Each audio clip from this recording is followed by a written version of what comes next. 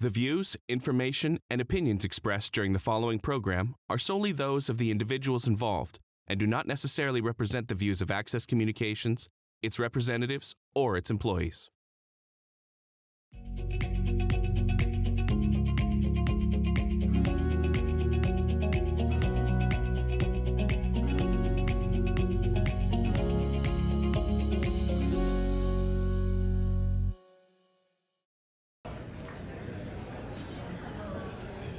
Good evening, ladies and gentlemen. My name is Dick DeRyk, and I am not your Master of Ceremonies this year because I'm here right now to introduce our Master of Ceremonies for the evening, Kurt Kielbach. Kurt was here in Yorkton for about 20 years, way back when. Went to school here, started working at GX Radio in 1970, first as a DJ, and he tells me that he wasn't very good at that. Then as a sports director he tells me that he didn't really like it, I think is what he said. Then as a sports director starting in 1972, taking over from his father Jim, who had moved to Regina to continue what was really an illustrious career in sports broadcasting that started in Manitoba and had continued in Yorkton. Kurt was here for several years when the opportunity came to get into radio in Regina. And from there, he ended up in Winnipeg, where he caught the eye and the ear of the legendary Cactus Jack Wells, who recommended him to Friar Nicholson, who was doing hockey play-by-play, and Kurt started working Winnipeg Jets broadcasts. That was the original edition of the Jets. In 1979 as a color commentator. He moved into the play-by-play role in 1982.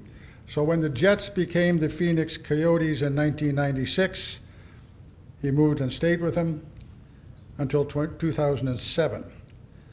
Over that span in Winnipeg and Arizona, Kurt called the play-by-play for 2,400 NHL games.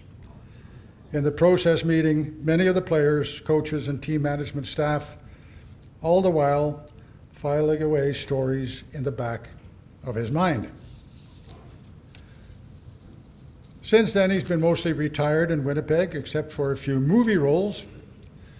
Kurt had time to search the back of that brain, and that resulted in a book about his hockey experiences.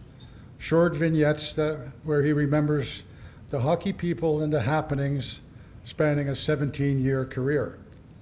The book is called 2 Minutes for Talking to Myself, and it is still available online. Did you bring any copies with you? I did. He's got copies with him if you want to buy one. They're dirt cheap, and I really highly recommend it. Maybe he'll tell us a story about how Wayne Gretzky could easily have been a Winnipeg Jet instead of an Edmonton Oiler. Or about peanut butter night at the old Winnipeg Arena, when everybody got a jar of peanut butter on their way in. As Kurt told me a while back, how could anything like that possibly go wrong? I'm happy to welcome and ask you to welcome our Master of Ceremonies, himself a member of the Yorkton Sports Hall of Fame, Kurt Kielbach.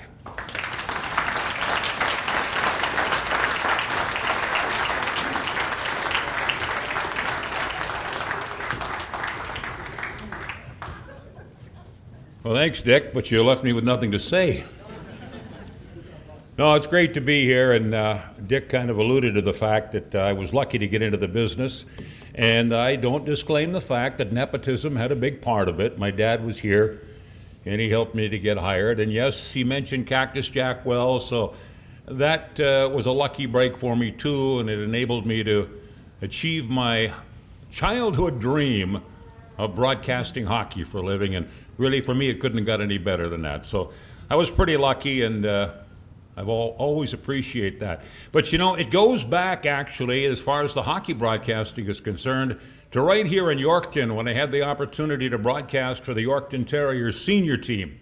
And before I go on any further, I want to acknowledge a couple of people who are here, who are with those teams, who are just outstanding hockey players. The younger ones among you may not realize just how good senior hockey was in those days. The NHL only had 6 teams, meaning there was an awful lot of high caliber talent that was out there looking for a place to play. And we had plenty of it right here. And at the same table I'm sitting, I'm pleased to introduce, we'll acknowledge, you see the red hat over there? That is Vern Peachy Pahal.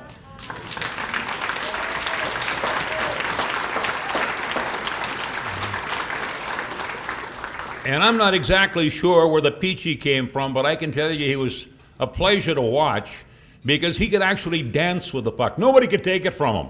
And I can remember he played on a line with Jerry Walker and Rolly Wilcox, and it was one of the best lines senior hockey has ever seen. There were an awful lot of great players. And also at that table is Barry Sharp. Give it away, Barry. I probably didn't have to introduce either one of them because they're fixtures around town, but my memory of Barry Sharp actually comes after he played senior hockey. It was when the Montreal Canadian Old-Timers came to Yorkton, and they played an exhibition game. And Henry the Pocket Rocket Richard he was retired, but he was still a heck of a hockey player and a great skater. And they had a couple of shifts where Sharpie shadowed him and matched him stride for stride. It was something to watch. It was a pleasure. Great hockey. And that was a part of the package that we had in Yorkton. So many great players. There was guys like Barry Ross. I mentioned Rolly Wilcox. There was Jerry James. So Merv Kurlock, unfortunately, can't be here today. He won a Stanley Cup playing with Bobby Hull and Stan Mikita and in front of Glenn Hall. So a lot of great players that came out of this area and played senior hockey here. And it was a pleasure to watch, and it was a pleasure for me to have the opportunity to call them. And of course, it progressed on my account into something that moved on. Dick mentioned that I did hockey for the Phoenix Coyotes, and I'm looking around this room, and I think there may be more people here than there were at a lot of those Coyote home games. You know, it's always a pleasure for me to come to Yorkton. Yorkton has always been special because, and I tell people when I travel, they say, where are you from? And I didn't say Winnipeg, and I didn't say Phoenix. I would say Yorkton, Saskatchewan. A lot of people knew where it was, some didn't. And of course, if you were down south and you said Yorkton, Saskatchewan, where's all that at? And so I told him it was. And Randy, you'll be quite pleased to know, Randy Golden, that I did my best to promote Yorkton tourism, so maybe help to bring a couple of dollars your way. But when I think of Yorkton being special, there's a reason for it. Because where I'm concerned, Yorkton was the foundation for everything. Yorkton is where I went to high school. It's where I made great friends that I still see on a regular basis to this day. Yorkton is where I met a beautiful lady from the Roxton Calder area, Linda Martin, who became Linda Keelback and has been my wife now for 51 years and counting. Yorkton's where we bought our first house. Yorkton's where we started a family. Yorkton's where I started my career. In 1970 at CJGX, working for and alongside one of the greatest broadcasters I ever heard in Steady Eddie Lawrence. And of course, after a break, I came back to Yorkton and had the opportunity to work at CKOS in Yorkton. And I spent 5 years there. But to me, the most amazing thing, I never ever thought I would see the day when I would be standing in front of several hundred people in Yorkton with the realization that there may be half the people in this room who don't know who Linus is. You know, certain people are recognized by one name. Michael is Michael Jordan. Wayne is Wayne Gretzky. Around here, Linus was all you had to say. And everybody from Roblin and Russell to Swan River to Dauphin, Estevan, Weyburn, Yorkton, Melville, Wynyard, all points in between. He was the face, such as it was. He was the face of the whole area. And the rest of us came and went. He was here for 3 decades, and there were 7 announcers there at any given time. And my term, I shouldn't say term, my time was 5 years at CKOS. And I got to admit, it was a little bit different because the first 2 years, I'll admit to a degree of paranoia. Because when you're the only station, it may surprise some people to know, there was only one station at that time, and everything went through CKOS. So there's only 7 announcers. As a result, if you watch television, you saw us every single day. And of course, we didn't see all the people. So everywhere you went, people would point, or people would say, I know who that is. I got called all kinds of names. One guy standing there one time, I could overhear him telling his buddy, that guy, that's that, what's it, Bert Beelcat, that's who it is. And anyway, and they would come up, some people would introduce themselves, some wouldn't, but I got to the point where I started feeling a little bit of paranoia. And I'd go to the bar and I'd feel every guy in the place was on me. And we'd go to the Balmoral Hotel, or we'd go to the Yorkton Hotel, or the Corona, or the Blackstone, any one of those watering holes, and I felt this degree of paranoia. Like I said, that lasted for 2 years. I was there for 5. The last 3, I realized I could be the biggest ass in the place and nobody cared. Yeah, you know, it's funny to know that, I mentioned that before, that of my 77 years on the planet, really only 16 of those were spent living in Yorkton. And, you know, I got to tell you another story about when I was at CKOS. I hold a record for the shortest newscast in the history of television. And I'll set the scenario for it. We used to do, unlike now, we had local news. That's where we've gone backwards since then. But we had local news on CKOS, and sometimes it was a little bit hokey, but it was always there. And during the day, we had lots to talk about because there was national, international, as well as local and regional. But at night, it could be a little more challenging. During the week, not bad. There were contributions from everywhere. But we followed the national news, meaning I couldn't use any stories that were national or international because Lloyd Robertson did a heck of a lot better job explaining it than I ever did. So I'd have to find something. And there were times there was nothing on a Saturday night, and it bothered me. I imagined someone sitting there watching their television and saying, why is he giving me this drivel? I'm sitting up waiting for the late movie, and he's giving me drivel. And in fact, one night I remember filling the whole news segment with a story about a quilting bee in Buchanan. So it got to the point where I couldn't handle it any longer. I was embarrassed to do the Saturday night news. So I knew I'd get in trouble for it, but I did it anyway. I'll quote my newscast verbatim. Good evening.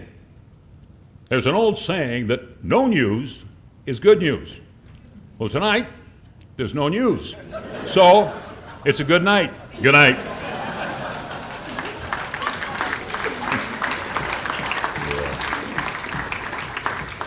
Yeah, Monday morning there was a spot in the boss's office for me with an empty chair and a lecture, but what the heck. All right, now I would like to introduce Becky Duchak, who's the chair of the board of the Yorkton Sports Hall of Fame, for her opening remarks. Becky?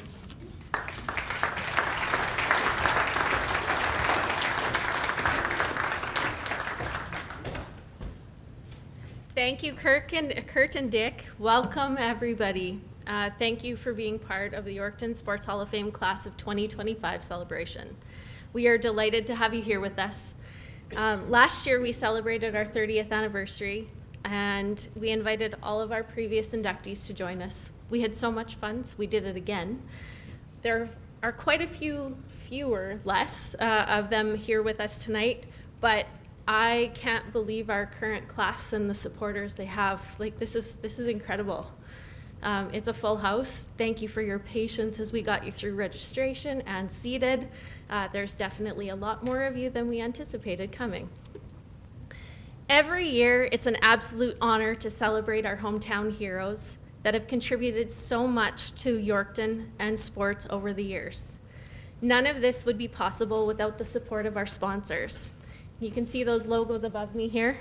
We thank you all.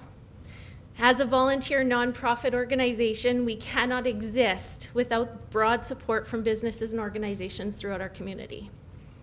We are grateful for Harvest Meats Again, who has come on board as our premier sponsor, and the farmer sausage on the buffet was with their compliments. Jeff, our thanks to you and the Harvest team for your ongoing support.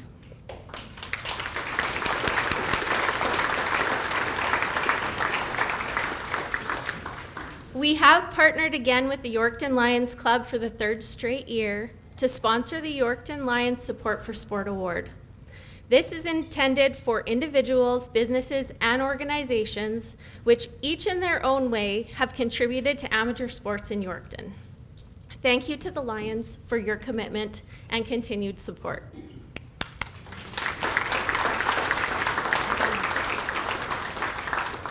Thanks to Cole from Access Communications, who's sitting there recording for us again. He's going to record the entire evening, and this event will be shown on Access Now TV for those with Access Cable on Friday, September 26th at 3 p.m.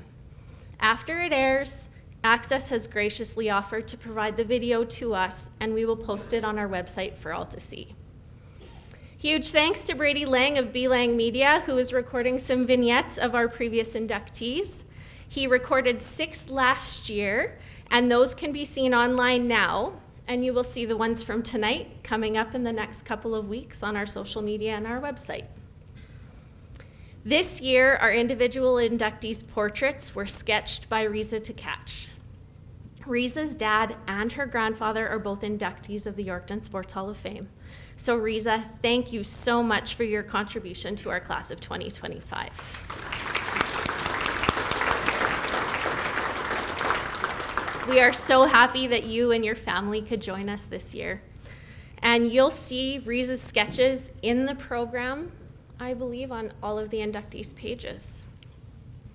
And a huge thanks to Angelina Cardinal. She is not able to be here tonight, but she showed up this morning to set up our tables, help decorate, and it's always greatly appreciated. So we want to be sure we show her her commitment is being acknowledged. So thanks, Angelina.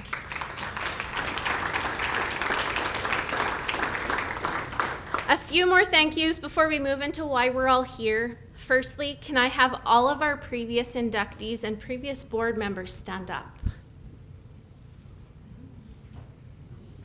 Gerald, that's you.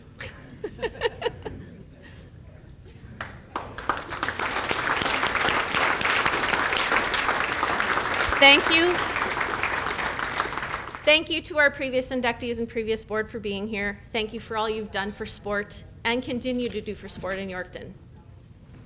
To see a complete list of stories of all of our previous inductees, we welcome you to log on to our website at www.yorktonsportshalloffame.ca.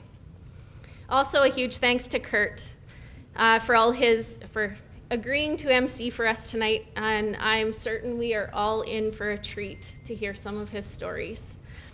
And lastly, to our current board, you guys show up every day with open arms. You help however you're needed. Can you please stand up? We have Warren Leonard, Vice Chair, Larry Off, our Secretary, Ryan Kitchen, Treasurer, Randy Golden, David Beliski, Matthew Beliski, Stacy Neufeld, Greg Andrzejczyk, Ron Balacco, and of course our previous Chair, Dick Durek. Thank you for your ongoing commitment.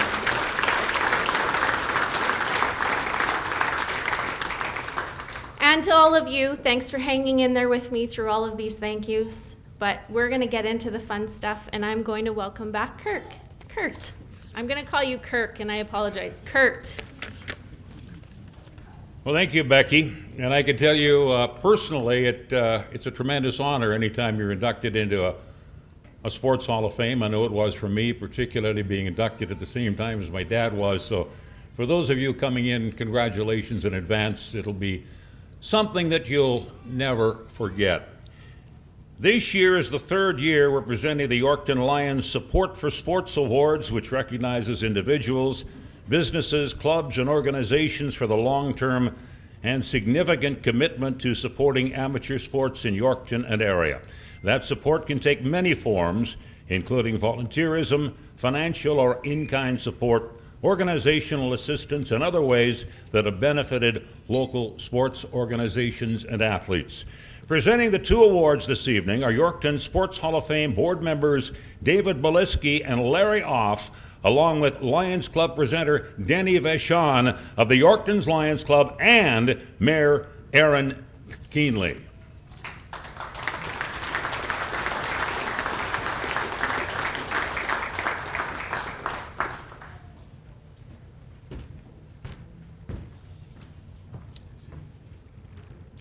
Gord Tamlin has been involved in officiating many different sports over a period of 50 years.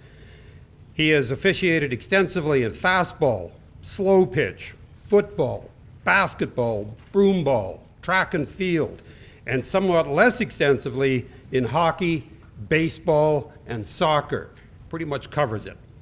From 1978 to 1988, Gord officiated local fastball at both the junior and midget levels, including 2 national championships.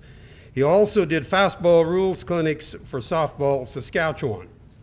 Over 25 years, Gord officiated slow pitch at the local, provincial, and national level, including assignments in Alberta, Manitoba, and Saskatchewan.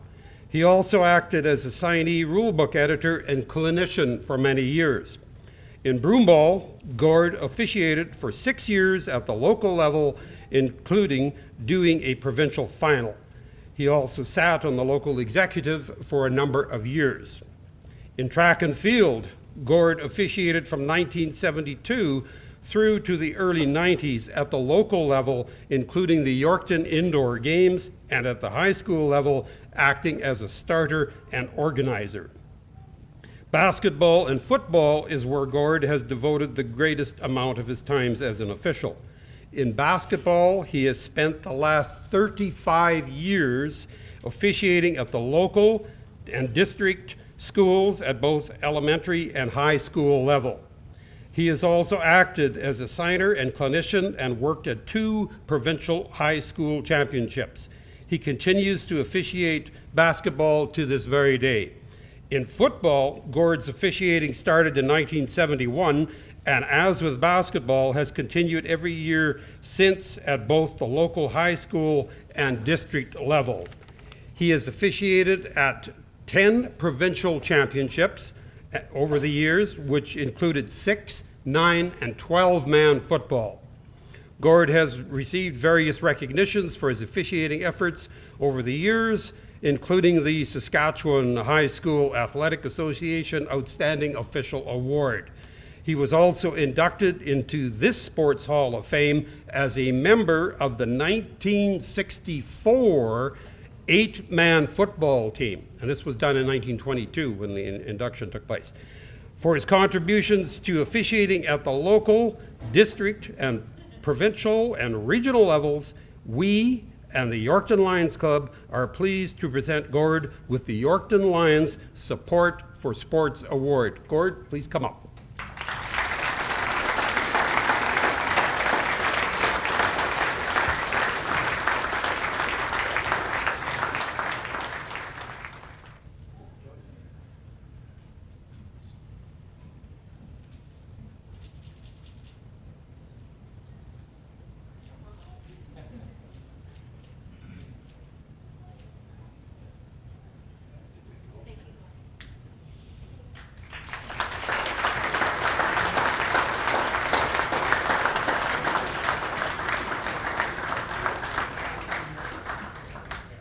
Good evening, everyone. It's my privilege this evening to introduce our other Yorkton Lions Support for Sports Award recipient, Jennifer Ingham.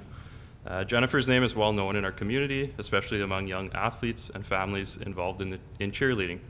In 2012, Jen founded the Gritter Cheerleading here in Yorkton, and what started as a small local program has grown into something exceptional. Heading into their 2025 season, Gritter Cheer is home to nearly 150 athletes and 14 competitive teams. These teams have represented Yorkton not just provincially, but nationally and internationally, helping put our community on the map in the sport of cheerleading. Cheer is a demanding sport, combining gymnastics, dance, strength, athleticism, and above all, teamwork. Jennifer brings all of that and more to her athletes. She's built a gym culture that's centered around effort, growth, and respect, not just winning. One of the Gritter Cheer athletes said it best. She doesn't care if we win or lose, she just cares that we tried. You'll find Jennifer at the gym every day during cheer season and many days outside of cheer season, often sporting her bright orange of Gritter Cheer proudly. She's known and respected across Saskatchewan, not just by her athletes, but by fellow coaches throughout the province.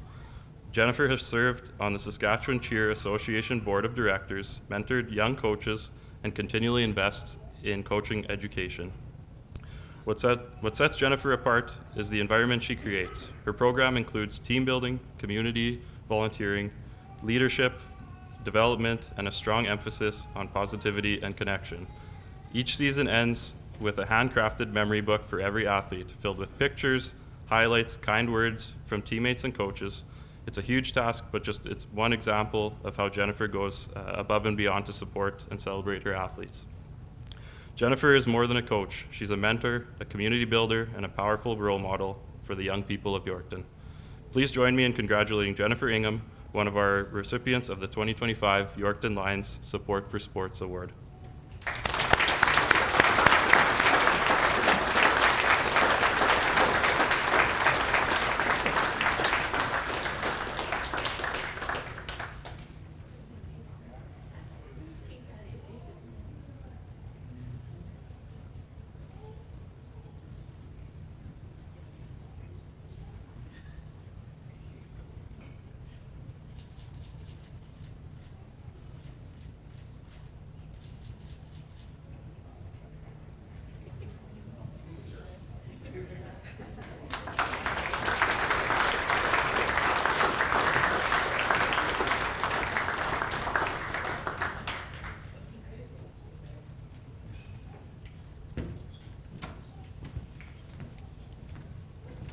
I'm going to tell you a story that I honestly don't know if it's true or not, but it's too good to not tell just in case it is true.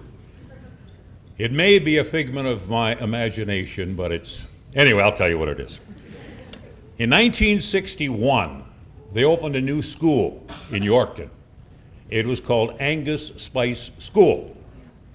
And those of us who were in a certain catchment area, in my case, I went from Simpson to Angus Spice. Anybody who lived on Barber, where I lived, or on Lincoln or Bailey, we had to go to Angus Spice School.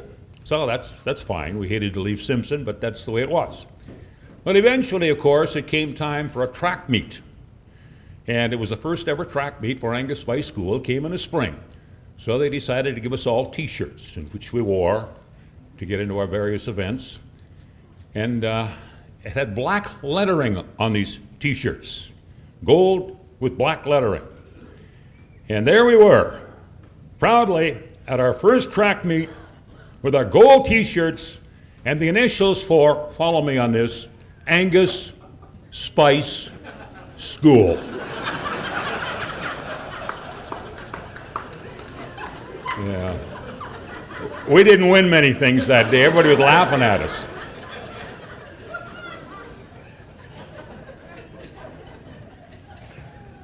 The class of 2025 being inducted into the Sports Hall of Fame this year consists of one team and three builders who have, over many years, exemplified excellence in nurturing and advancing the achievements of others through their own contributions to sports. The team was a group of young high school athletes determined to achieve their collective goal.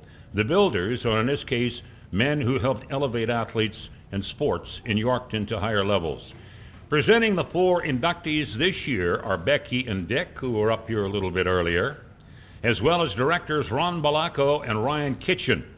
After each presentation, the inductee will have the mic to reflect on their involvement in sports, and who knows, maybe tell a story or two. They'll be joined in presenting the inductee plaques by Jeff and Christy Propp of Harvest Meats, our premier sponsor, Mayor Keenley, and board chair Becky Duchek. Where are you? Scott Borys played club and high school volleyball in Yorkton and was already refereeing in 1981 while still in high school. Over the course of almost 45 years, while active as a referee, he has also taken on organizational roles within the province and national volleyball organizations. Scott has been the Saskatchewan Regional Official Chairperson for 7 years, the Level 3 and 4 Coordinator for more than 10 years. He was the Referee Committee member from 1985 to 2022, and a Referee Committee Executive member for 22 of those years. Nationally, Scott was the Volleyball Canada National Referee Chairperson from 2012 to 2020, and returned to that role in September of 2023. He has been the Volleyball Canada Chair and member of the Level 4 Promotions Committee since 2009, the referee supervisor, mentor, assigner, and clinician from the 1990s to the present, and was the referee supervisor at 18 college and university national volleyball championships. As an active national referee, and then as an international referee, Scott traveled to most of every province of Canada, officiating at many national age class, senior, and university championships. In 2007, Scott became only the second person from Saskatchewan to attain accreditation as an international volleyball referee, following in the footsteps of Don Pfeiffer of Yorkton, 31 years after Don had attained that level. Scott has refereed international tournaments, including the North Central America and Caribbean Volleyball Confederation. They shorten it to NORCISA, which is really not a whole lot shorter. Olympic qualifying tournament in California. He has been the head referee at matches in the USA involving the Olympic medal-winning USA men's volleyball team. He's now retired from being an active referee, but his work with volleyball's ruling bodies in Saskatchewan and Canada continues. As the Volleyball Canada National Referee Chair, he is the third one from Yorkton to take that role, following Don Pfeiffer and Dennis Pomeroy. Quite an achievement for all three of those and for our city. We were, after all, the volleyball hotbed of Canada back in those days in the 1980s. Scott and his family live and work in Regina, but Scott has not forgotten his Yorkton roots. He's been known to say that the mentorship he received locally was one of the determining factors that led him to pursue a career in refereeing and administration after his playing days. Scott received the Volleyball Canada Referee Lifetime Membership Award in 2020 and was inducted into the Volleyball Saskatchewan Hall of Fame last year. As was stated when he was inducted provincially, he isn't one to look for recognition or accolades. He just gets the job done. Scott, we are proud and honored to provide one more accolade and one more plaque for your trophy case or your wall, and induct you into the Yorkton Sports Hall of Fame as a member of the class of 2025. Ladies and gentlemen, Scott Borys.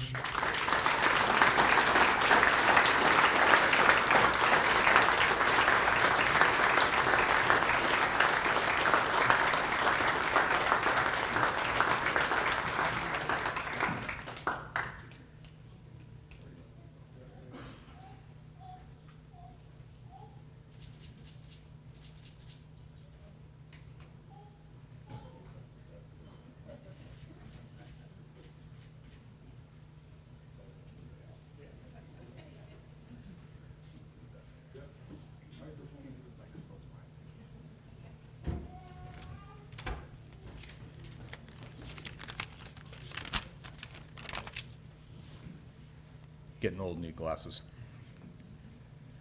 Good evening, everybody. First off, I'd like to thank the Yorkton Sports Hall of Fame for this incredible recognition. Congratulations to the 2019 Yorkton Regional High School Raider Gritters team, Neil Weinmaster and Harvey Stebner on your inductions tonight as well. We didn't have football when I was at the regional back in the early 80s, or else my career path might have changed, because I loved playing football back then, but the team didn't come back until I was just about done high school, so I stuck with volleyball. Special thanks tonight to Don Pfeiffer for submitting my name for consideration. Don's been a huge part of my journey as a referee, along with our good friend who's also in the Yorkton Sports Hall of Fame, Dennis Pomeroy. They both contributed to my success in volleyball. Dick's speech took a lot of my speech, so I'm going to take a lot less time, I think, here tonight.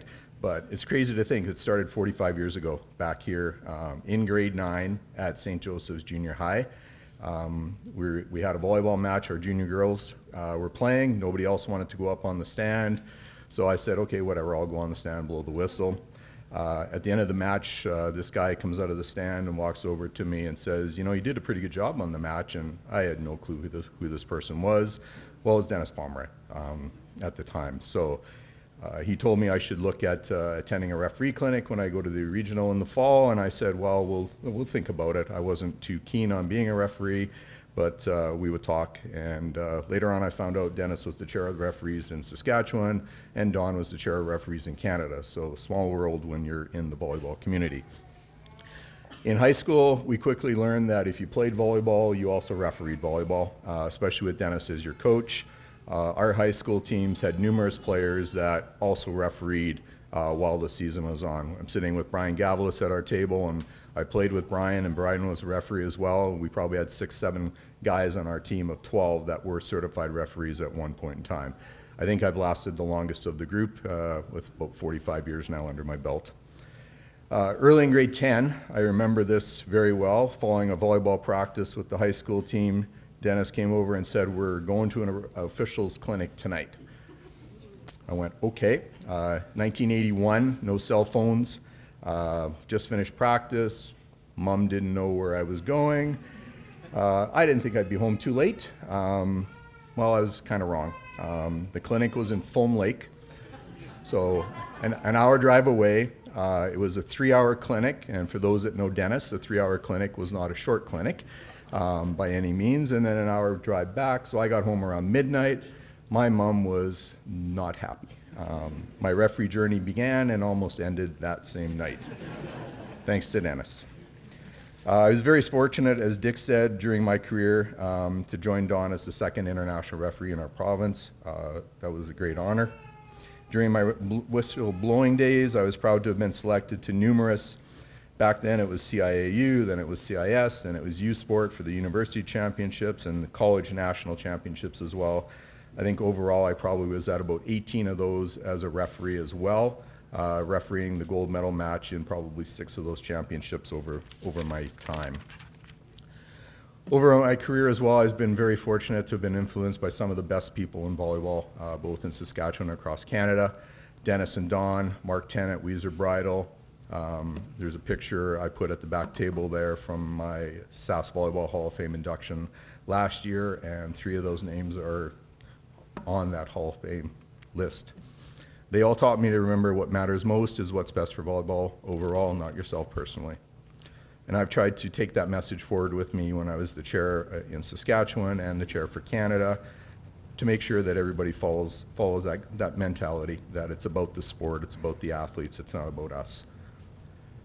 And as Dick said, Yorkton, small town, small city, 15,000, 17,000 people, whatever it was back then, and there's been 3 of us now the chair of the referee committee for Canada, which is quite incredible to look back on. During my days in high school, we were a powerhouse in Yorkton. We were known across Saskatchewan as one of the best teams in Saskatchewan. We won numerous tournaments in this province. We won tournaments in Manitoba, and we won tournaments, talking with Mark, in Nova Scotia back in 84, fall of 84 or early 85, one of those 2. Our club teams were equally as strong. Our Yorkton Max Midget team, we won the Western Canadian Championship in 1982, and I'm very proud to be part of that induction into the Yorkton Sports Hall of Fame in 2001 for that team as well, so that's a great honor. My journey has allowed me to have various roles in volleyball, not just as a player and a referee, but administratively. I was a coach in our club program back in the early 80s. I was a summer student and interim executive director at SAS Volleyball. I was office manager and team coordinator for the national women's volleyball team at one point when they were headquartered in Regina, and then we moved them to Winnipeg. So my involvement stretches from both playing, refereeing, to all the facets, I guess you can say. These have all contributed to my success in the sport overall, not just as a referee. My volleyball family extends across Canada, the U.S., and many countries around the world, and I'm thankful for having them all played a part of my life. Although I hung up blowing the whistle back in 2024, I'm going to continue to play whatever role is asked of me. I came back as the chair in the fall of 23 for Canada. I told them I'm only doing it 4 years this time, so we got to find a replacement in the next 2 years because that'll be enough at that point. So it's been a long, good journey of over 45 years. Last but certainly not least is the support I receive from my family that has allowed me to spend countless hours away at events, clinics, and seminars. Thanks to my wife, Agel, my boys, Matthew and Chris. My boys, Matthew and Chris, for being so supportive. I think I missed, 10, 11, 12 Mother's Days. Neither of my boys could be here tonight. One's a chef in Victoria, and the other one is playing in senior men's rugby provincials right now. Last look, they were winning 14-7, go Rogues. So hopefully, he was going to come. I had a ticket for him, but the provincial final was apparently more important than Dad. So again, thanks to the Yorkton Sports Hall of Fame for this incredible recognition. It's very humbling, and have a great evening. Thank you.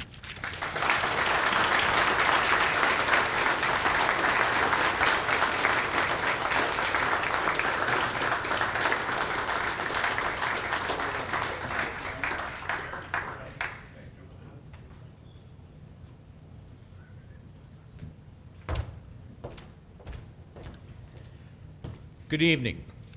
It's my honor and privilege to introduce Harvey Stebner as an inductee in the Sports Hall of Fame in the Builder category.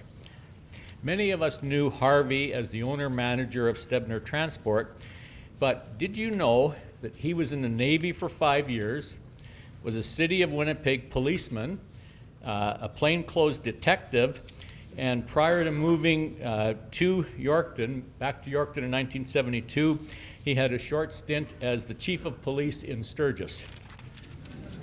Not Sturgis, South Dakota. In '72, Harvey became active in the Yorkton sports community soon after his arrival. He saw the need for fatherly involvement in sports, but more so community involvement. In 1972, Harvey was the prop chairman for the Yorkton Figure Skating Club and built all of the props for the Winter Skating Carnival. Apparently, the Captain Hook pirate ship Jolly Roger was something to behold. It even had a dry ice machine that created the smoke that was necessary. In 1970 and 75, Harvey was a coach for his children's hockey and baseball teams. 75-76, he joined the executive for the Yorkton Terriers, serving as their finance chairman. 76-77, Harvey was nominated to be the president of the Yorkton Terriers, and in 77-78, he was nominated again to be the president, making him the first two-term president of the Terriers. 1977, Harvey was involved in organizing and coaching girls hockey. And in those days, the girls didn't have hockey skates yet. They played hockey on their white figure skating skates. In 1980, Harvey was on the executive of the Yorkton Terriers. 81-82, he was one of the main drivers behind the organization of the Max Volleyball Club. And that club was very successful, eventually winning a gold medal at the Canada Winter Games in Cape Breton in 1987.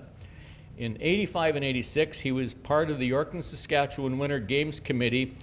Being the director of sports, he was responsible for obtaining venues, equipment, and schedules for all 15 sports. In 1986, he was honored to be chosen the Yorkton Sportsman for the Year. And in 1987, Harvey and his wife Joyce were given the Yorkton Regional High School Colonel Rader Award for high school sports involvement. 1987, he was elected to the Saskatchewan Sport Board of Directors for a 3-year term, and in 1988-89, he was elected as Vice President of Saskatchewan Sport, responsible for Sask Lotteries. I talked to one of my partners at work, Dave Rusnak, and Dave had played a lot of volleyball. He played for the University of Saskatchewan. They were quite a good team. And I asked him about Harvey, and his words were, my initial involvement with Harvey arose in the late 1970s, early 1980s, when he sponsored a senior men's volleyball team known as the Stebner Transport Buds. This team was comprised of players from Yorkton and area. Many had played university-level volleyball and was a very competitive team in Saskatchewan in senior men's volleyball. The Stebner Transport Buds participated in Western Canadian finals and always was one of the top teams, if not the top team, in Saskatchewan for a number of years. This is a totally separate team from the Max, but that just illustrates Harvey's involvement. Dave said, as a young person at that time, he didn't understand why Harvey would have supported a group of adult males playing volleyball, but then realized that that was his deep commitment to sports. As Harvey's children aged, they played competitive volleyball both in Yorkton and at university and continued on playing with the Stebner Transport Buds and other related senior men's teams in Yorkton. Harvey was a one-of-a-kind fellow, always supportive of young athletes, always interested in how the team was doing, and was considered a mentor by many of the players for his work ethic and his dedication.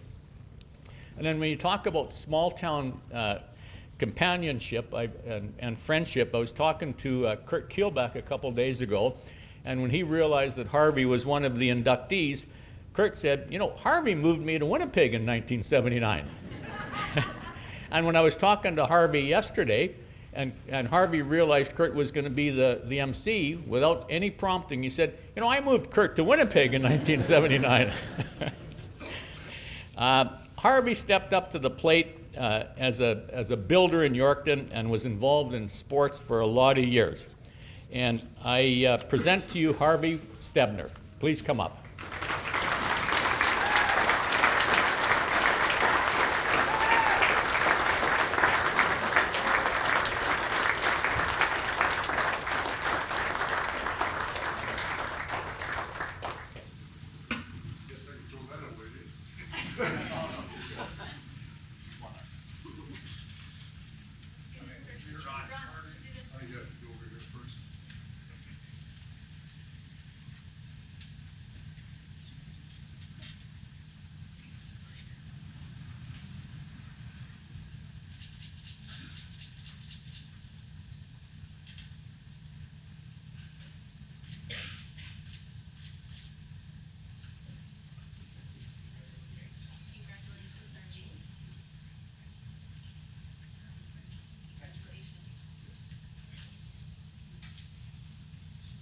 Anyway, I guess, like I said, I can throw this away because he said everything I can say myself.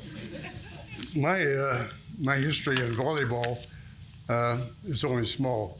I started out first with 50 years ago, helping my daughter, as he said, to form a girls' hockey team. 50 years later, we have a professional women's hockey league. It's come a long ways in 50 years. Small things turn into big things. First off, I have to thank my son Ward for nominating me to the Sports Hall of Fame, and secondly to the board for accepting my nomination. Pardon me, excuse me if I have a sore throat. It's really an honor for me to be selected as an inductee because my son Ward is also an inductee in the hall, and I can join him now. Unfortunately, he can't make it here tonight. He had some other things to do. More important, he said. I'll forgive him for that one. Yeah, in 1975, I joined the Yorkton Terrier Hockey Club on the executive, as Ron said, and was along 5 years. They told me I was finance chairman when I first came on. I think it was Ed Lawrence said, oh, it's an easy job. It isn't an easy job. Raising money for a hockey club is a tremendous job. You'll find now it's even more expensive to run a hockey club. We were running bingos, TV bingos, I should say, when we had a TV station.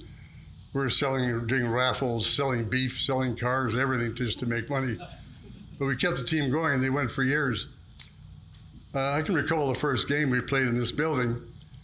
It was after the city of Yorkton decided to pull the insurance on the old arena. We played our first 3 home games up in Kenora because this place wasn't ready yet. Every game since then has been played in this building. It's been a long time, 50 years. I haven't been back there that many times since then. I recall, on the executive second year I was on there, Al Ottenbeit was the past president from the year before, and him and I decided to buy a bus. We were going to save some money for the hockey club. Saved a few dollars, but it gave the executive more jobs, i.e. driving the bus. I recall coming back from Swift Current one night about 2 o'clock in the morning. I think there was about 20 young hockey players all fast asleep behind me in the bus, and one young fellow up front who was trying to keep me company. Kurt might know him. His name was Chris Cuthbert. He was just starting out then as an announcer. He's not quite as famous as you are, Kurt, but he will someday. He's only a sportscaster for Sportsnet right now. Still learning, yeah. We all do, don't we? Anyway, after that, my stint with the hockey club, I took a couple of years off, and I then got asked to join the executive for the 1986 Winter Games, which had been awarded to Yorkton that year. Quite a thing for Yorkton that time. I think it was the biggest sporting event ever held in Yorkton. It was 2 weeks of 1,500 athletes and people and referees and who knows what. And I got the position of director of sports. I had to find venues and arrange scheduling for about 15 sports. Some I'd never even heard of before. They were biathlon, speed skating. I heard of them, but never had a thing to do with them. We had cross-country skiing, and we wound up with boxing of all things. I'd never heard of a boxing match ever being in Yorkton. So I asked around, and I found an old boxing ring at the Friendship Center. They had one there. I don't know what they're doing with it back there, but they had one. And they gladly gave it to us, and I had it all refurbished. We put it back here in the Agri Pavilion. We had a tremendous result with that thing. It was real good. And next year, the games were fantastic. We had a super Winter Games. I think it was the first one to be profitable after all those years. As a result of that, next year I was chosen as Sportsman of the Year, which I was quite pleased to get. Then I skipped again, I guess, for a while, and I was in charge of the Yorkton Max Volleyball Club, which Scott has alluded to quite a bit. Him and I probably went along the straight path as far as volleyball. Only I was on one side and he was a player.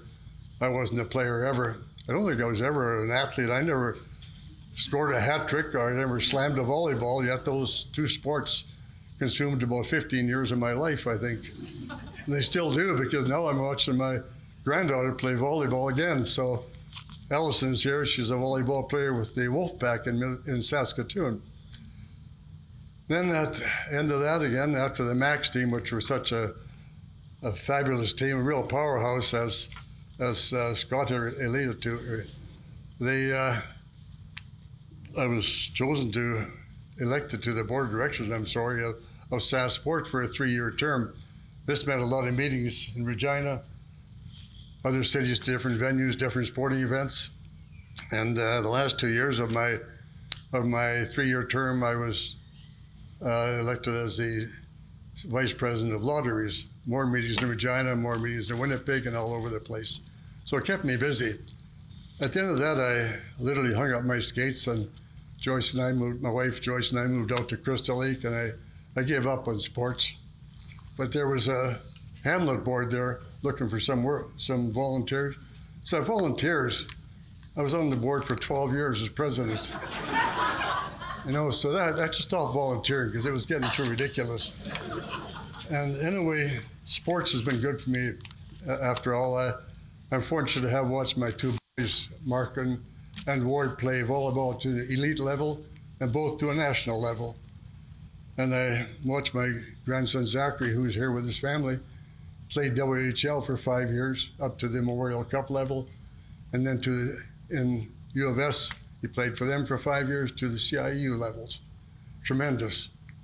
Then I watched my great-grandson now, of all things, this summer he played 4 games of 3-on-3 hockey and a game of football, flag football, in one weekend, and he scored a touchdown.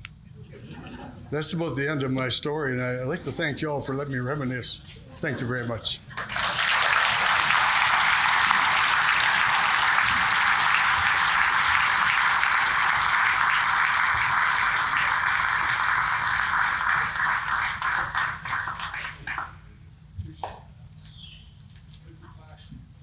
Okay, I am honored to introduce our third and final individual inductee this year, Neil Weinmaster. If you have ever wandered into the curling rink during a hockey game or another event here at the Gallagher Center, chances are you've seen Neil out on the ice preparing the sheets for that next set of curlers to come out to enjoy. He is meticulous with his scraper and pebbles to perfection. Neil has been, and I quote, the most important person in the Yorkton curling world for most of his career at the Yorkton Curling Club. Neil started when he was 8 years old on the natural ice in Tonkin. His first love as a young man was curling. Alongside Ed Adam, his brother David, and Ron Adam, they took in bonspiels across the area, curling on the big rinks of Yorkton, Melville, Kenora, and Kamsack, and grassroots spiels in Stornoway, Ryan, Willowbrook, Saltcoats, and Chatsworth. Neil's love for the game continued to grow over the years, and his passion shines through still today. Neil's passion for the game led him to a winter career of ice making. From 1988 to 1998, he was the ice maker for the Tonkin Curling Club and started in Yorkton as the ice maker in 1999. He continues to perfect his craft, and his efforts have led to him making ice for several huge events. For those of you that aren't curlers, the ice is often the culprit when a game doesn't go your way. So, creating ideal conditions keeps curlers happy and keeps events coming back to your rink. Neil has been instrumental in the success of many men's and women's provincial and regional playdown events, numerous North and South provincial playdowns, district and regional playdowns for the SHSAA High School Curling Championships, and many commercial provincial championships, including for the RCMP, the Legion, SaskPower, SaskTel, and the list goes on. His success has led to opportunities to make ice for many national level competitions as well. These events require ice in both the curling rink and the arena. So from 2000 to 2017, the Painted Hand Casino held their curling tour, bringing in some of the best competitive teams from across Canada. And in 2015, 2018, and 2020, Yorkton hosted the Grand Slam of Curling events. In front of sold-out crowds for almost every draw, some of the best teams in the world would compete right here in Yorkton for the chance to raise that trophy. Neil and the ice-making crew had the huge responsibility of creating the perfect ice for that world-class tournament. It is a huge task to monitor the crowd and the temperatures, keep the ice clean, keep the rocks sharp, and keep all the curlers happy. Neil always did it with a smile on his face. For the last 10 years, Neil's title has been manager of the Yorkton Curling Club, fulfilling duties of janitor, bookkeeper, on-ice arbiter, coach, instructor, scheduler, bartender, and the local PR representative. He is dedicated to the sport, and his efforts to make curling cool again with the youth in our area is beyond commendable. Having had the opportunity to work with Neil and instruct junior curling, it didn't matter what skill level a child came in with. Neil's encouragement kept those kids coming back week after week. His patience, kindness, and encouragement was always something to watch for. He also loved watching his kids, Jonathan and Julie, curl. So when he had the opportunity to get his granddaughters, Molly and Bella, on the ice, he sure took charge of that. Neil is one of the most kind-hearted, genuine people around. I did, however, hear of one single instance when Neil may have lost his temper. It sounds like somebody may have gotten an earful after driving over the center divider on the ice while setting up for the Harvest Showdown. But in all reality, his work ethic is second to none, and he is an all-around great guy.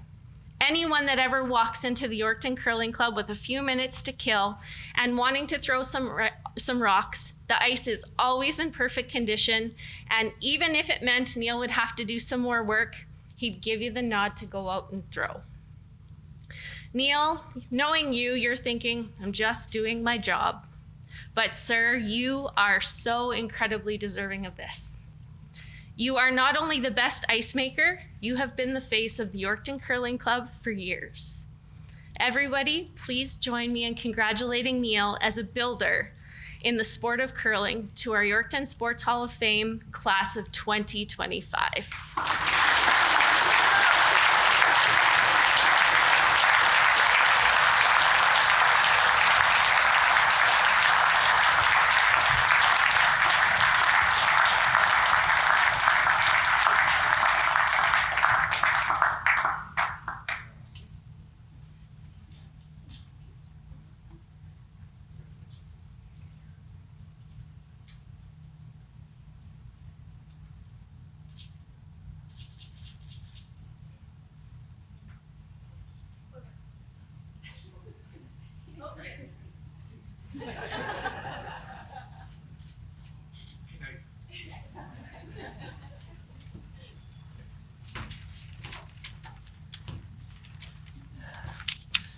Good evening, everyone.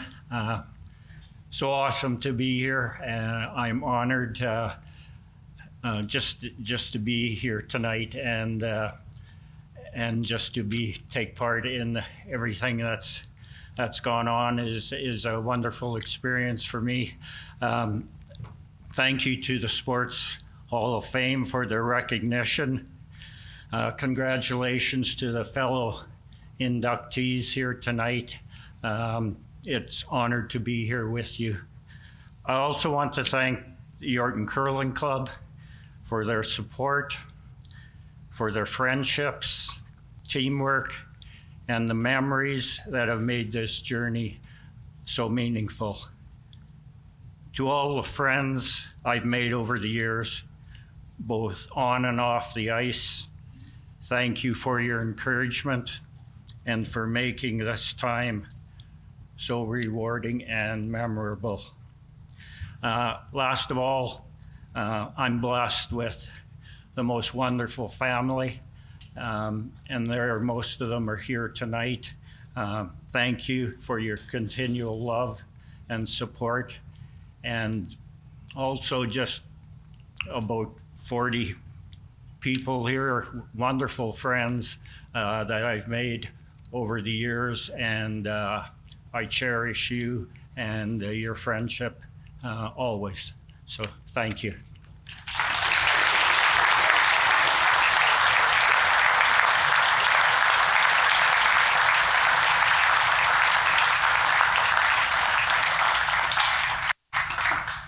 Before we begin, can I get all the members of the 2019 Yorkton Raider Graders football team to gather in this corner here? So for those of you at the back, can just kind of go outside this door and just come around this way, and we'll just get everybody to gather here during the introductions.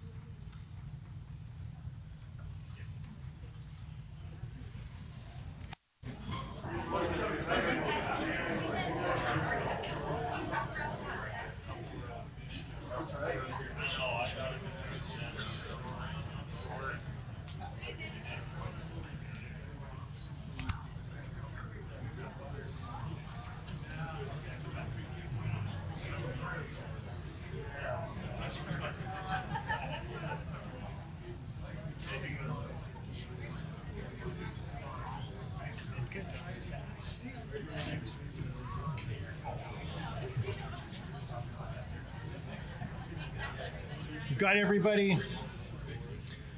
So the 2019 Yorkton Regional High School Raider Grader football team won the provincial championship in dramatic fashion, matching up against a very strong team In Saskatoon, the Raider Gritters came from behind in the late stages to tie the game up before winning in overtime 30-23 to take home the 5A men's provincial title in 2019. This team was made up of individuals from Yorkton, from Willowbrook, from Kenora, Kamsack, and other surrounding communities. An amazing group of young multi-sport athletes who all came together with one goal in mind, growing throughout the season just to win the final game of the year to bring a provincial championship to our community. This team rolled through the regular season with a perfect 6-0 record, en route to winning their third consecutive league championship by beating the Swift Current Colts 31-17, where it took 2 late touchdowns to finally put the Colts away and put the Raiders into the provincial championship, which they would host for the first time at Century Field. In this game against the Saints, the first half saw the teams closely matched, with the Raiders having a slight 8-7 lead. But it was the second half where things got interesting. The Saints found the end zone first with the touchdown and a field goal in the third quarter, and then another touchdown in the fourth, putting the Raiders down by 15 points and in a very difficult spot with only 4 minutes remaining. However, in those final 4 minutes, the Raiders managed to tie the game with 2 touchdowns to send the game into overtime in order to decide the game. It was a Garrett Ellis rushing touchdown that put the Raiders in front, and then the defense stopped the Saints in overtime with the game-ending interception by Caden Korolek, and it brought the title home to Yorkton. Garrett Ellis ended up running for 168 yards during the game, scoring 3 touchdowns, including the one that tied the game at the end of the fourth and the one that won the game in the overtime. Quarterback Connor Watrich was the other Raider to find the end zone and threw for 83 yards, while Jackson Boyda was the leading receiver, making 6 grabs for 69 yards. As a result of their superb season, the Raider Gritters were ranked as number 3 in the country in the national power rankings of small city football teams. Joining us today are these players, coaches, and team personnel, which we'll introduce in a second. But right now, I'd like to welcome the 2019 Yorkton Raider Gritters as a team in the sport of football into the Yorkton Sports Hall of Fame to be accepted by their coaches, Jason Boyda and Robbie Sharp.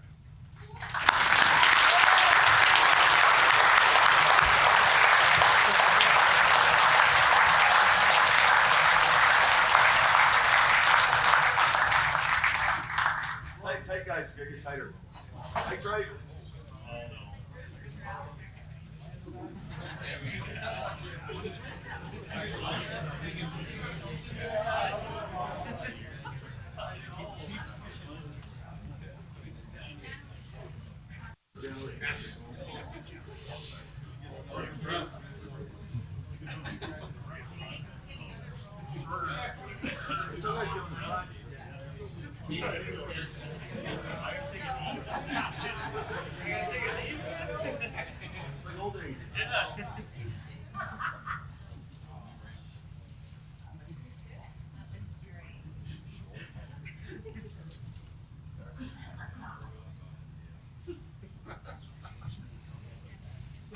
Excellent. So joining us today, I hope I've got all the names here. Matthew Bishop.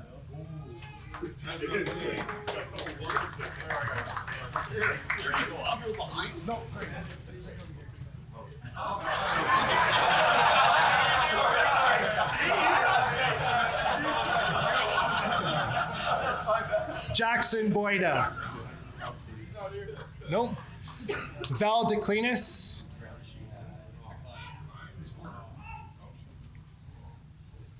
Darian Derboka.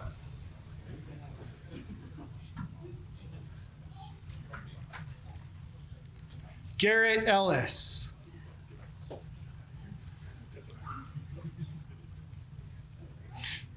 Jackson Fleury.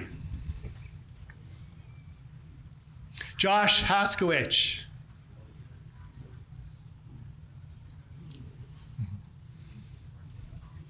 Joshua Jakica.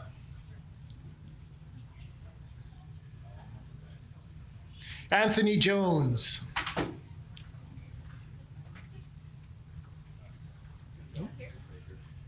Vikos Junik.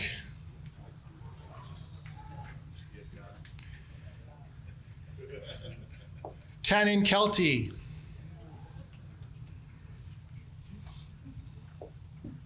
Josh Kidd.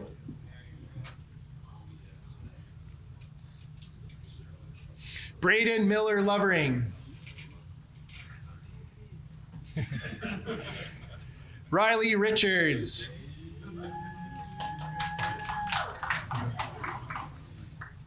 Noah Schneider.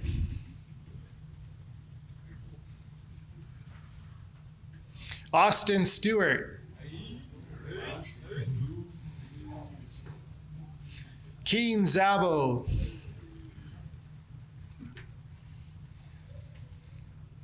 Braden Thompson. Logan Walters.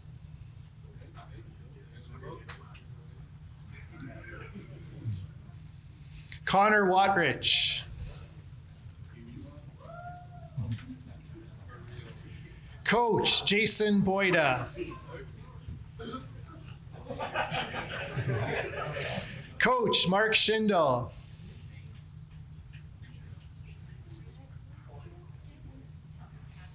Coach Robbie Sharp. Another one? Okay. Coach Trent Zabo.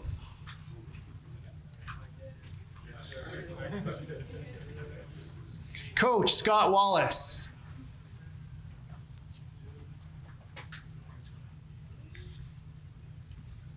Coach Darcy Zaharia. Caden Korlak. Athletic trainer Janalee Edgar.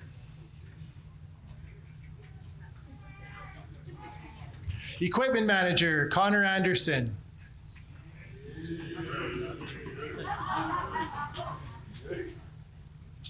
Once again, we welcome the 2019 Yorkton Raider Gritters as a team in the sport of football into the Yorkton Sports Hall of Fame class of 2025.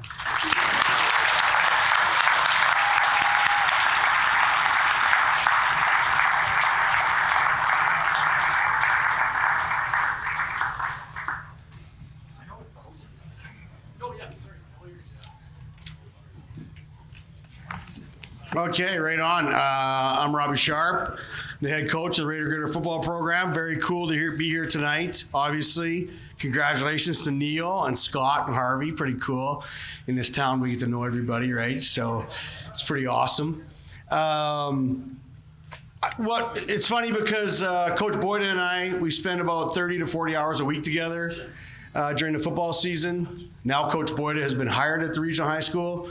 So we spend between 80 and 90 hours together, and we planned this speech 4 minutes before we ate. So, as the guys know, we were on the bus for 5 hours last night. We could have talked about it on the bus, but we lost to Weyburn last night, unfortunately. So we were kind of in low spirits, and we had lots to talk about on the football field. But what we decided is I'm just going to talk a little bit about some stuff that happened behind the scenes for this football team. When I say behind the scenes, we can start way back, okay? It's pretty cool. Coach Ed is here.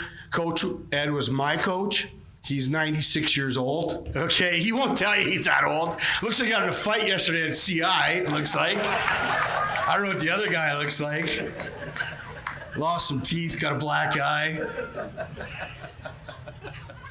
My dad's here. It's really cool. My dad started the Raider football program in 1984. Got a bunch of money from the Kinsmen and places like that. I know the guys are thinking I'm going to cry, but I'm not going to cry. I'm not going to cry. So pretty cool. Peachy Pahal was here. Peachy was the athletic director at the regional high school for very many years. He's 90, I don't know, older than Coach Ed, so damn near 100. And he caught me on the way out the door.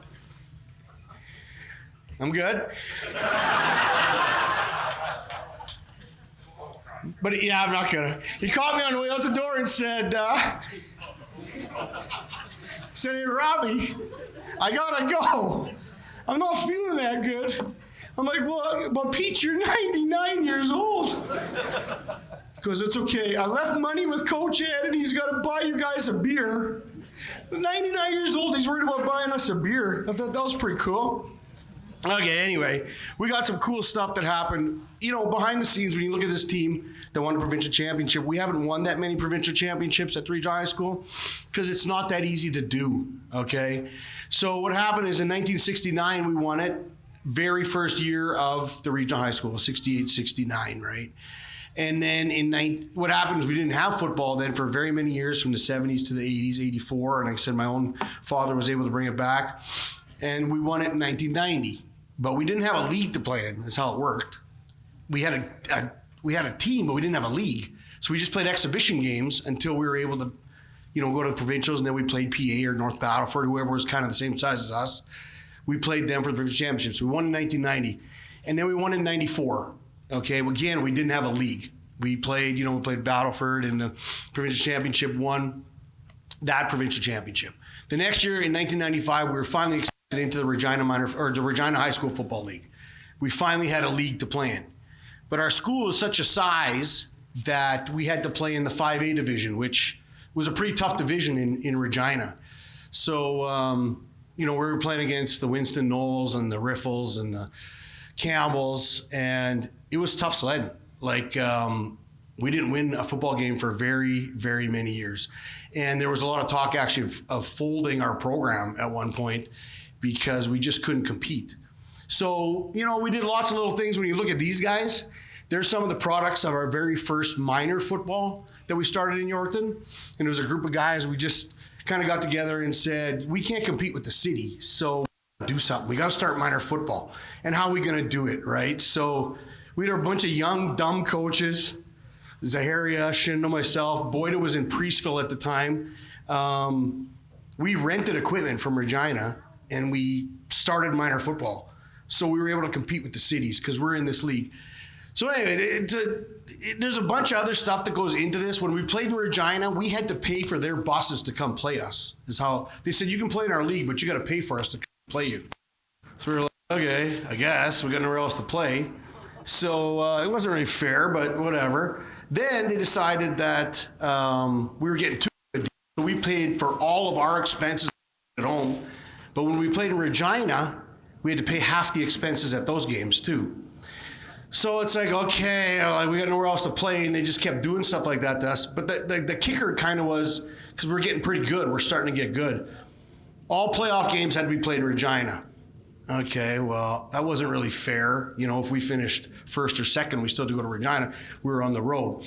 It became so expensive and so not fair, we're like, okay, forget it. We're going to go to the Moose Jaw League. It was a little bit more fair in the Moose Jaw League. We didn't have to pay for their buses, per se, but we had to pay a league fee. And we got some home games in playoffs. But still what happened was, if it was a championship game was going to be played in Moose Jaw. The rule was, if a Moose Jaw team was in the playoffs, the game was in Moose Jaw. And this is a true story. I have a little bit of a bad temper and maybe a reputation for saying stuff I shouldn't. But it's usually the truth. When I say usually, it's always the truth. I was in a meeting with these guys, and there was a coach from Moose Jaw. And I said, well, it's not fair. It's not right. You're teachers. We're all teachers. This guy's son was playing. I said, if your son's playing and you guys finish second and we finish first, but you get to host the championship game, what are you going to tell your son? What? You have a built-in unfair advantage on us. And he's like, yeah, well, I'm old school. It's the Moose Jaw League. That's how it's going to be. If it's not fair, it's not fair. It's too bad. So that was just their answer to it, right? So, okay, whatever. So what happens is we end up finishing first a couple years into the Moose Jaw League. And we got to travel to Moose Jaw to play the championship game against the second place team. And we beat them, okay? And we gave them a good licking. And what happens is our quarterback was a fantastic player. Jordan Rusnak he went on to play University of Saskatchewan Huskies, great player.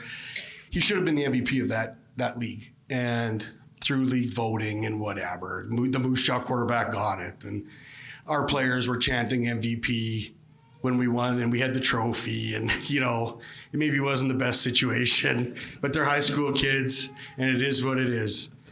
So we went on, and we ended up losing in the provincial championship in North Battleford. That year, we lost one of our star players in the semifinal against Regina. There's 3 leagues, so it rotated. We had an extra game to North Battle. We lost Sonny Manzik to a broken collarbone. We ended up losing that game by 7 points. So provincial championship ends. 2 weeks go by. We get an email from the Moose Jaw League, and it says, Yorkton no longer has a place to play next year. You're kicked out of the league. Okay. Kicked us out of the league. We had nowhere to go. So it's like, oh boy, here we go. I guess we shouldn't have beat them so much. Luckily for me, I had a principal that believed in me. And I'm good. Believed in our program. He's sitting back there. Maybe that's why I'm crying. I don't know. Anyway, point of the story is we fought. These guys don't even know. It was January, February. We had no league to play in. We didn't know where we were going. We didn't know where we were playing. So, through a bunch of hard work, we dismantled the Moose Jaw League, and we came to the very, very first Prairie, Saskatchewan football conference, okay? Which it is today. And it's completely fair.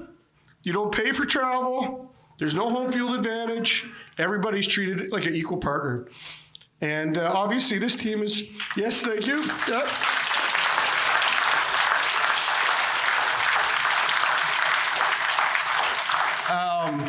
Now the other thing is we were pretty strong in those days. We were still pretty strong nationwide. We have a pretty good program. We went to the provincial championship for 5 years in a row. We were 7 points away from being 5-time provincial champs. 7 points. Provincial championships every year. I say that we were 7 points away from being 5-time back-to-back provincial champions. We were also 7 points away from being no-time provincial champions, right? We were down 15 points with 4 minutes left to go. So it was a pretty amazing comeback. And I would say it's the best day of my life, I'm going to say, Yeah, no, my daughter was born. That was an awesome day. My first marriage was fun. It was good. But, and for me personally, not that it's about me, really, because these guys don't understand sometimes. They're just kids, and they play their ass off for us, and they play their hearts out, and they don't know sometimes what goes on behind the scenes, right? But I'm looking at these boys that we spend all years with them since they're this big, 2 men, and they're in front, and they're celebrating, and we win. And I turn around and I look, and there's my dad and Coach Magus behind, and the rest of our town, and we freaking partied like rock stars that night. We could have won the Super Bowl, and we would not have partied as hard as we did that night. It's one of the greatest days of my life, for sure, okay? So anyway, that's the history of how we got to where we were and where we are today. And Coach Boyd is a little bit better at things like details on the plays and what goes on and what happens. So I'm going to let Coach Boyd kind of finish off how we won that game and the run of our season. But it's quite an honor. Thank you to the committee that worked so hard to put all this stuff together, and all of you for coming here tonight.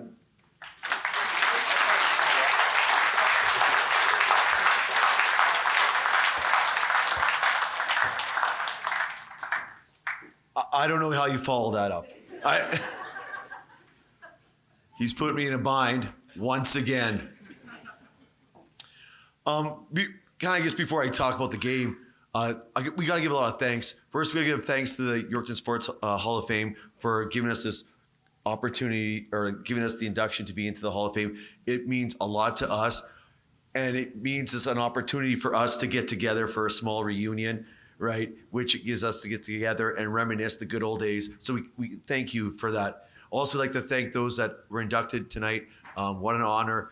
I know you said there was no football, but I assure you, you would have played if there was the opportunity to play football here, because just reading your bio, that's the type of athlete that I think you would fit in with our Raider Gritter crew. Our administration that we had at the school, second to none. Like Coach Sharp said, we had nowhere to go. They had our backs. We cannot thank them enough. Our support staff, our trainer, Jenna Lee, right? Walters and CA. They do all the dirty work that I don't want to do or none of our coaches want to do. They take care of our players and do a fantastic job. We can't thank them enough. And then the parents of the players, right? They've always had our support. They were never whining, crying, or complaining about how we did things. They just backed us 100%. And without them, we couldn't do what we do coaching these boys up. Our community. Like, I have friends that come from Regina and North Dakota, and we got from California. We put on football camps. They love coming to Yorkton. They're just so amazed of the small town atmosphere that we have here and the support that we have here, not just for our Raider Grader football program, but for all the programs that we have here in Yorkton. My American buddies compare us to a small town in Texas. They say we're the little Texas of Canada when it comes to high school football. And that means a lot to myself, our coaching staffs, and just the community that we have here. So we can't thank the community enough. Our players, we've coached them hard. Like, we coach them hard, and they've always taken our coaching. And without them, the game's not fun. Without them, the game is not fun. They make the game fun.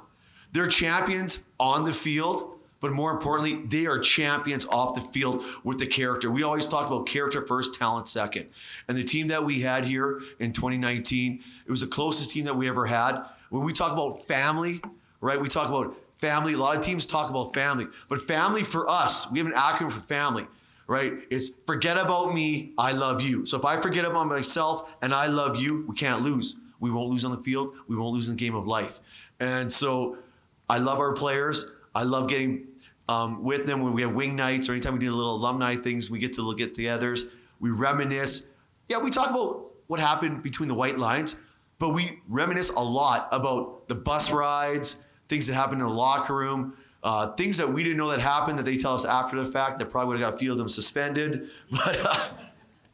But that's memories that last a lifetime. You know, education is obviously important, but the players always say they learn more in 4 years outside the building and between the white lines. And that says a lot to the coaches that we have. And our coaching staff is second to none.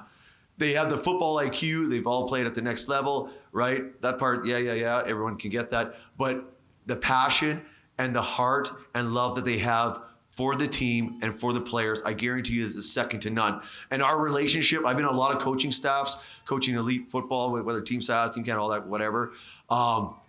It's cutthroat. And they treat players like a meat market. I've seen it. Like, when I go meetings and we get release players, they don't like being in the meeting with me because I love players and I don't want to see them go.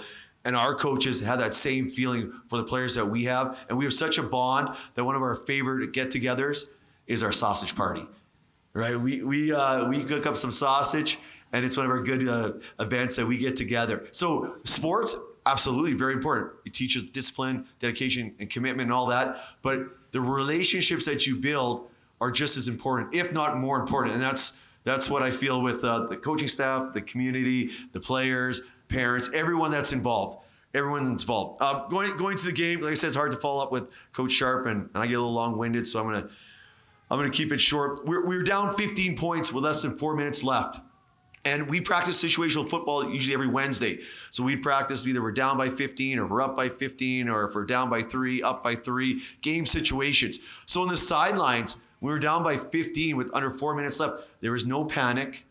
There was no despair.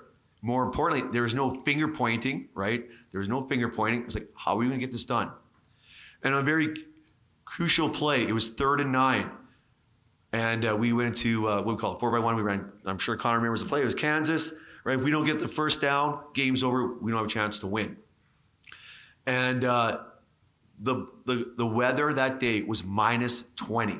It was cold. So during the warm-ups, one of Saskatoon's players actually broke his finger because the ball was hard as a rock.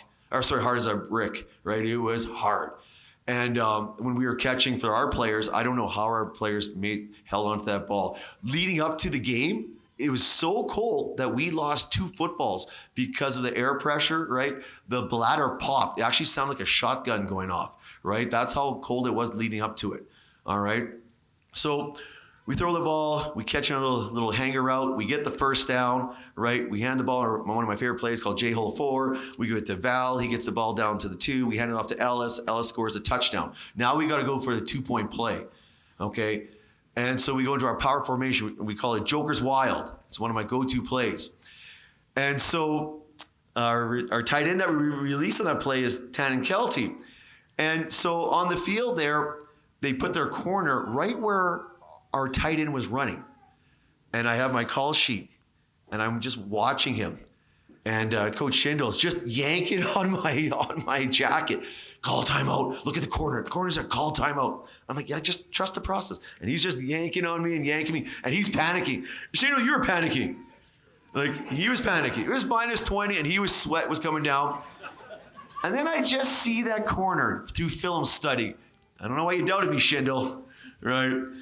Through film study. The corner creeps in, right? Corner watches, takes the ball, fakes it to Garrett Ellis, who's having a heck of a day. The whole defense converge on Ellis. Tannen Kelty releases to a corner route. And remember, this is cold. The ball is like a brick. Connor throws it right, perfect spot, right to the corner of the end zone. Right now, in Canadian ball, you have to at least 1 foot in. But because it was away from our bench and so far, I had no idea if Tannen caught it or not, right? We had no idea. It was like time stood still for a good minute. Tannen stretched out, made that catch, pulled it in, and our bench erupted. It erupted. Now we're just down by 7. And then our defense, we had Brad Heskin, Riley Richards, Kenton Affa, he can't be here because he's playing with the Regina Thunder, and he's also on the practice squad for the Saskatchewan Roughriders. So our defense was pretty loaded. Okay, it's a 2-0. We get the ball back, and we go into our power offense, and we just pounded and grounded on those city kids. And so I was pounding and grounding.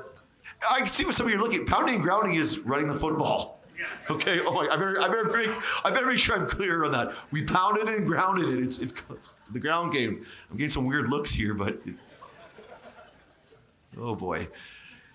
Anyways, so when I decide to call plays, I look at the defense. Now Saskatoon was pretty loaded. They had 2 All-Canadians, and they had 4 all Saskatchewan players on their defensive roster.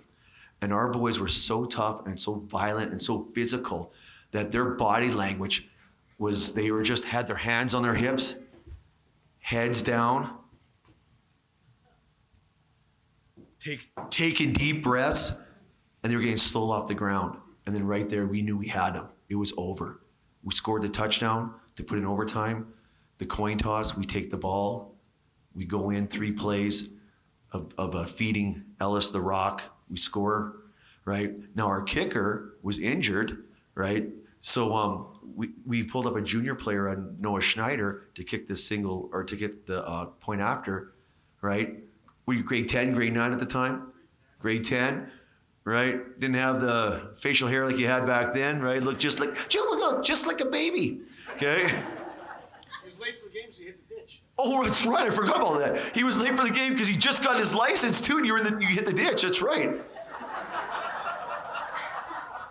Well, that's why the next year we played him at running back, because he was all gas, no brakes. He splits it to the upright, and then in overtime, on the first play, Saskatoon actually got us for a touchdown on this. They ran what's called a wheel route, and our kicker, who's also our corner, he was injured as well. So Corlick had to come in, read the play perfectly, made a fantastic interception. And then after that, the whole place erupted, and we celebrated like there was no tomorrow. And I'll never forget that day. Right up there with my son being born, that's my next best day. I'm honest. And we, at that staff, had there was 3 of us coaches that had kids on that team, right? And Coach Sharp, he only has a daughter, and he was so happy that we were able to share this moment with our sons winning a provincial championship, right? It's a day I'll never forget. And the one thing is, before I forget, I got to thank my wife, because she puts up a lot of my time being away. And as a football coach, you got 2 wives. You either got an X one or you got a great one. And I'm thankful I have a great one. Thank you, everyone.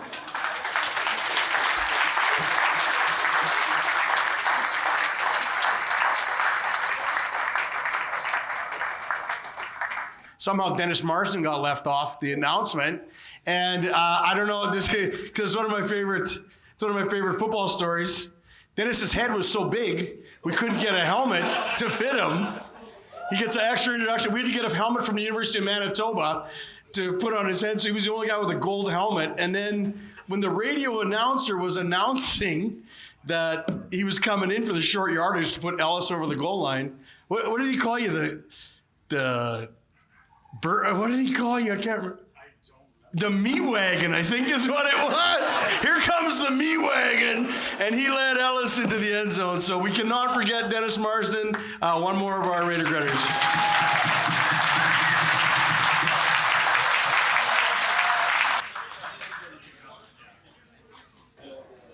Wow, interesting stuff. You know, it's been a good night, and I know that Dick mentioned something. I feel like a huckster even mentioning this, so don't feel it that I'm being so. Dick mentioned my book, and that if anybody's so inclined, I got several copies. If you want to get one or have me sign it, go ahead. And it made me think of the first time I ever did a book signing. They had a deal for me at McNally Robinson in Winnipeg, and it went pretty well. My son emceed it, and I read a couple of stories from my book, and there was a question and answer period. It went well.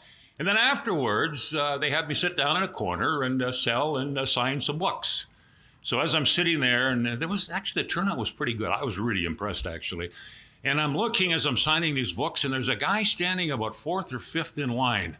And I'm thinking, who the heck is that guy? I know him so well. I golfed with him a few times. What is his name? Anyway, I'm talking to the people as they're going along, one at a time. How you doing? Great. Yeah, thanks. Yeah, I hope you enjoyed the book, signing it off. Finally, he gets to the front. And I'm thinking, how am I going to do this? Hey, great to see you. Yeah, it was a great golf game. Sure it was. Yeah. So now I'm thinking, so you want me to sign a book? He says, yes. I said, so who do you want me to make it out to? He said, me. So I said, so how do you spell that? He looked over his shoulders like this. He looked back at me and he said, R-O-N? Busted.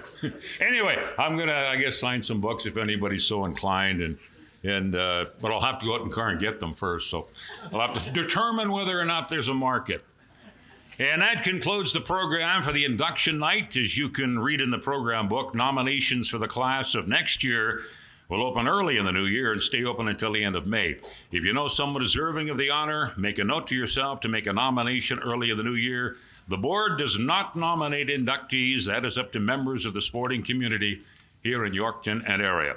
Thanks for joining us for the 31st edition of the Yorkton Sports Hall of Fame inductions, and see you next year. Thanks.